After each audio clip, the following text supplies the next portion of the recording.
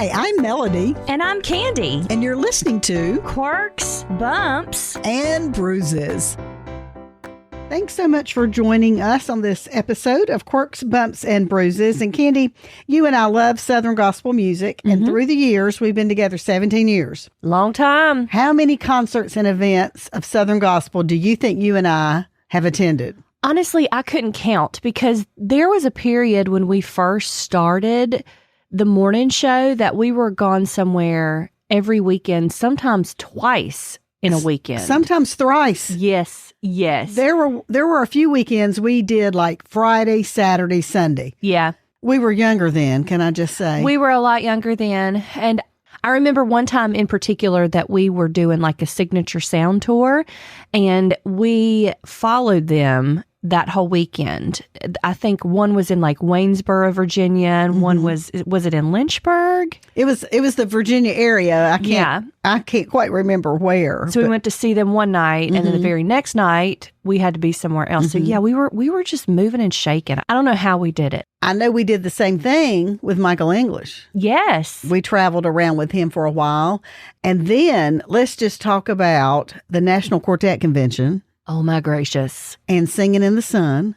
Oh, yes. And Gatlinburg Gathering. Great memories. I mean, how about the fan awards at Singing in the Sun? Do you remember at Dollywood?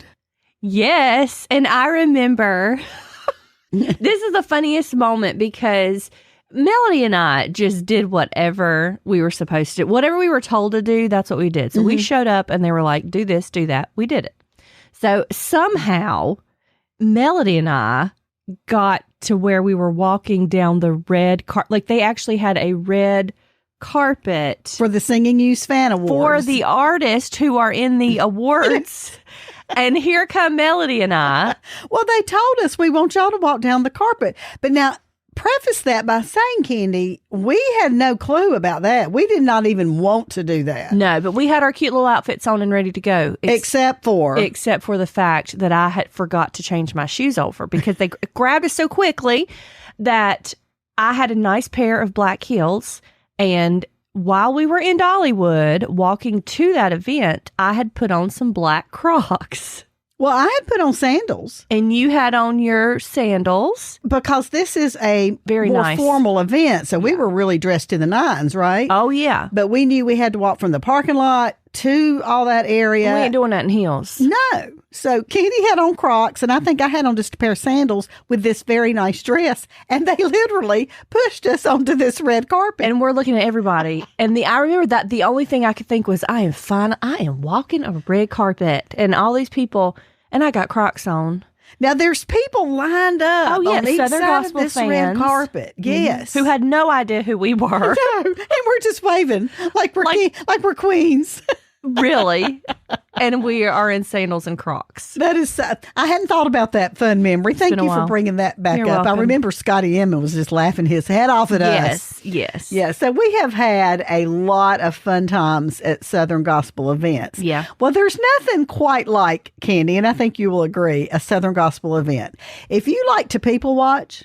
Perfect. Better than Walmart. Better than Walmart. It is the most fun to just sit, especially in these bigger events like NQC, Singing in the Sun, that kind of thing, to just sit in the middle of it all and watch. You could sit there for days and not move. You could. I'm telling y'all. Yeah. So, Aaron Wilburn, Candi, wrote a book, and the title of this book is You Might Be a Southern Gospel Music Fan If. So, we're going to talk about a few of these because you and I, since we have been to so many Southern Gospel things, I think we can kind of understand Aaron's talking here. So, talking about the Southern Gospel Music Fan Awards, Aaron goes, you might be a Southern gospel music fan if you were ever upset that your favorite singer did not win an award. Oh, have you done that? Well, can I just be honest and say I've wondered, like, really? Yeah. Yeah.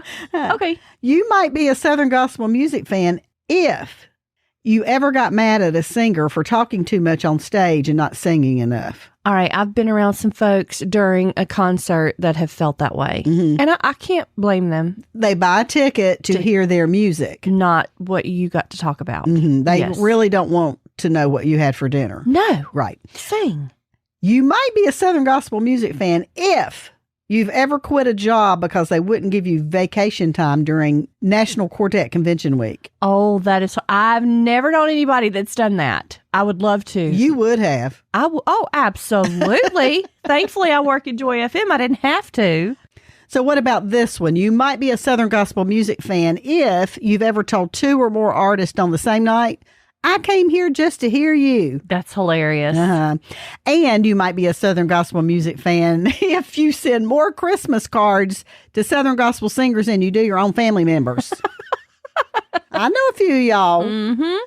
And you might be a Southern gospel music fan if you've got every Gaither video in your collection at home. Ouch, which is so many. There's so many of them. You know, Mark Lowry says that when Bill Gaither passes away one day, that he is going to even put that on a homecoming video and call it the final homecoming. So, I love Mark. I wouldn't be surprised either. Oh, absolutely not. You also might be a Southern gospel music fan if you spent your grocery money at a product table. Yes. Yes.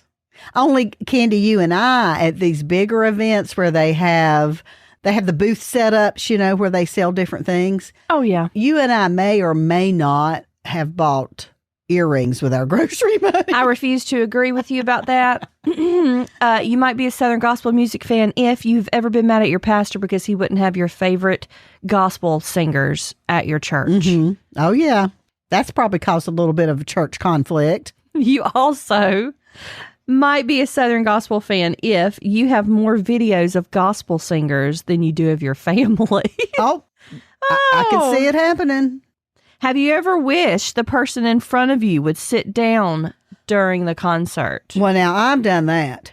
I have been at concerts, and if the Lord says worship and raise your hand and do whatever, I'm not going to argue with that.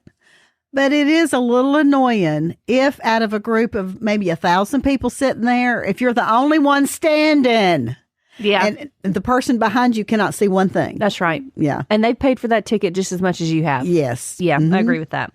Well, you might be a Southern gospel music fan if you've ever told a quartet owner who they should hire. Oh, I know somebody who knows somebody who knows somebody. I know. That's the truth. And you might be a Southern gospel music fan if you know that greater vision has nothing to do with eyesight.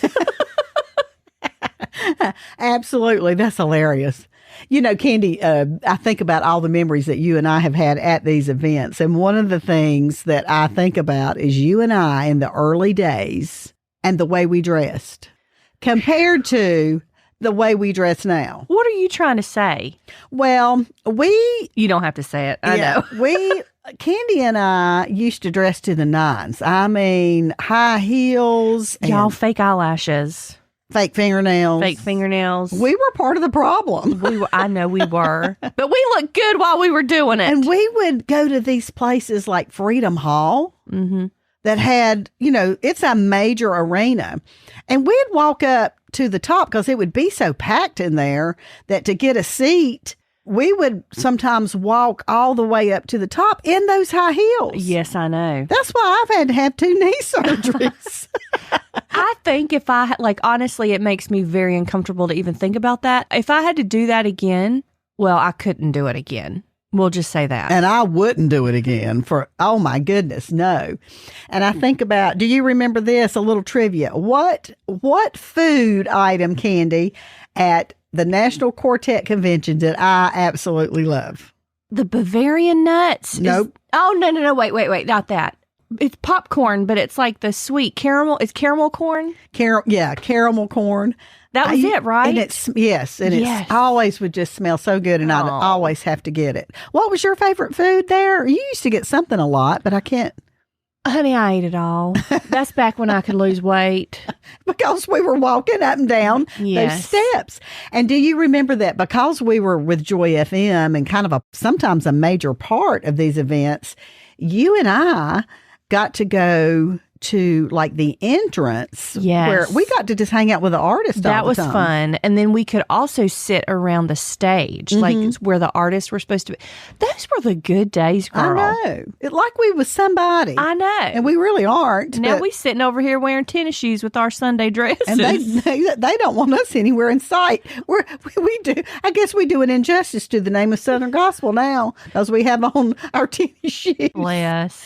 But you need to go to one of those events, one of those bigger events, and just watch because you've never seen so much sparkly stuff and high hairdos in all your life. And you really never know. We were so enthralled by these artists because even though we played them and knew them, it was just... We have their numbers in our cell phones. Yeah, there's just something about being at those. If you're a Southern Gospel fan, you truly understand that. And it's not about them. It is totally about God. We know that.